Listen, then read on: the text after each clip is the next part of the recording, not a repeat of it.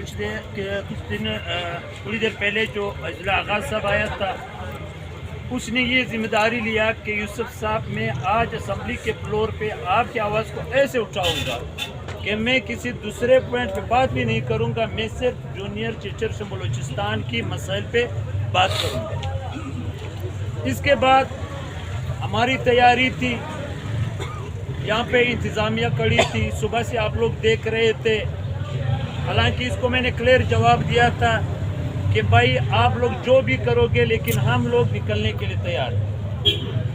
پھر انہوں نے جا کر منسٹر سے بات کیا تھا کہ بھائی آپ میں ان بندوں کو لا کر آپ اس کے ساتھ ایک میٹنگ کرو، ان لوگوں کو سنو۔ بہرحال ساتھیوں کے مشاورت سے ہم 2 بندے وہاں پہ گئے، کمیونٹی والے بھی 3 بندے تھے، وہ اپنا ایجنڈا پیش کر رہا تھا۔ منسٹر صاحب نے کہا کہ بھائی یوسف آپ احتجاج کرتے ہو یا مؤخر کرتے ہو یہ آپ کی کام ہے، اپ گریڈیشن میرا کام ہے، نہ میں آپ کے کہنے پہ کروں گا نہ میں چھوڑوں گا۔ یہ میں نے ضد کیا ہے اور آج کے دن بھی میں سیکریٹری لا سے لڑ کر آیا ہوں کہ آپ کا اپ گریڈیشن ضرور کروں گا۔ ٹھیک ہے، اس میں قانونی کچھ پوائنٹس آتے ہیں، سمری رکتی ہے، اس پہ میں لڑ رہا ہوں۔ اور اس نے حلفیاً قسم کھایا کہ بھائی میں کسی صورت اس کو نہیں چھوڑوں گا۔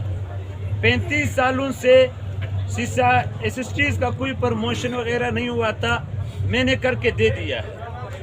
میرا یہی کوشش ہے، میں کسی ٹیچر کے اوپر احسان نہیں کرتا ہوں، صرف میرا یہ احسان ہوگا کہ اگر ایک ٹیچر کو 10 روپے ملے تو شاید وہ ہمارے لیے کوئی دعا کرے۔ میں دعا کا محتاج ہوں لیکن احسان کا محتاج نہیں ہوں۔ اس نے کہا کہ اگر آپ کو خامخواہ احتجاج کی شوق ہے آپ بیٹھے رہو، میں آپ کو روکتا نہیں ہوں، آپ اسمبلی آتے ہو، آپ سیکریٹریٹ آتے ہو، آپ اپنا شوق پورا کرو، لیکن جہاں پہ میری لڑائی چل رہی ہے میں اس چیز کو ضرور کروں گا، چاہے 10 دن ہو 10 مہینے ہو، لیکن اس کام کو میں اپنے وزارت کے وقت میں کر دوں گا۔